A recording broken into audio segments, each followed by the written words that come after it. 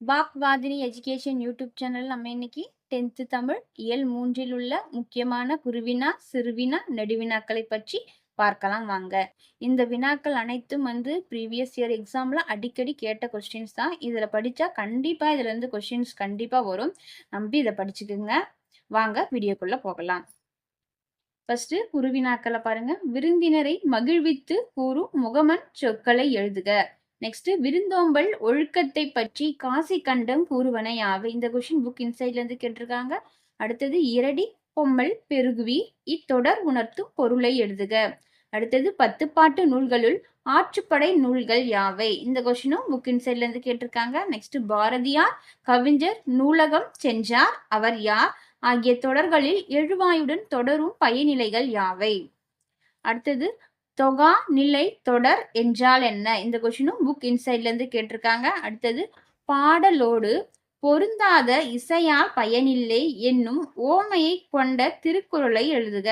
இந்த கொஸ்டினும் புக் இன்சைட்ல இருந்து கேட்டிருக்காங்க. அடுத்தது நஞ்சை கொடுத்தாலும் உண்ணும் பண்பாளர் யார்.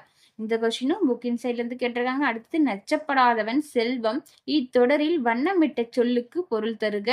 அடுத்தது கொடுப்பதும் துய்ப்பதும் இல்லார்க்கு அடுக்கிய கோடி உண்டாயினும் இல் இக்குறளில் வரும் அளப்படைகளை எடுத்து எழுதுக. அடுத்தது எய்துவார் எய்தாம் பழி இக்குறளடிக்கு பொருந்தும் வாய்ப்பாடு எது. அடுத்தது முக்கியமான சிறுவினாவை பற்றி பார்க்கலாம். பலர் பகு வாயில் அடைப்ப கடவுணர் வருவி உளிரோ வினவுவது ஏன். அடுத்தது தமிழர் விருந்தோம்பல் வாழை இலை பெறும் இடம் யாது. இது புக் இன்சைட்ல இருந்து கேட்டிருக்காங்க. தமிழர் விருந்தோம்பலில் வாழை இலை பெறும் இடம் யாது. அடுத்தது முல்லை நிலத்திலிருந்தும் மருத நிலத்திலிருந்தும்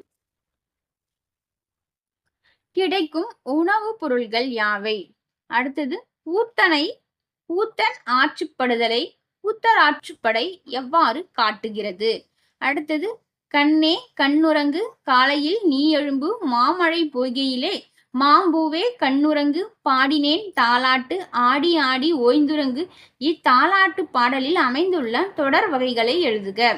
அடுத்தது வேலோடு நின்றான் இடு என்றது போலும் கோலோடு நின்றான் இரவு. அடுத்தது நெடுவினா பார்க்கலாம். வீட்டில் திண் அமைத்த காரணம் விருந்தினர் பேணுதல் தமிழர் பண்பாட்டில் ஈகை பசித்தவருக்கு உணவிடல் இவை போன்ற செயல்கள் குறித்து உங்கள் வீட்டில் உள்ளவர்களிடம் கேட்டு தெரிந்து வந்து கலந்துரையாடல் செய்க. அடுத்தது உங்கள் இல்லத்துக்கு வந்த உறவினருக்கு நீங்கள் செய்த விருந்தோம்பலை அழகுற விவரித்து எழுதுக. அடுத்தது ஆற்றுப்படுத்தல் என்பது அன்றைக்கு புலவர்களையும் கலைஞர்களையும் வள்ளல்களை நோக்கி நெறிப்படுத்துவதாக இருந்தது. அது இன்றைய நிலையில் ஒரு வழிகாட்டுதலாக மாறியிருப்பதை விளக்குக. அடுத்த கொஸ்டின்.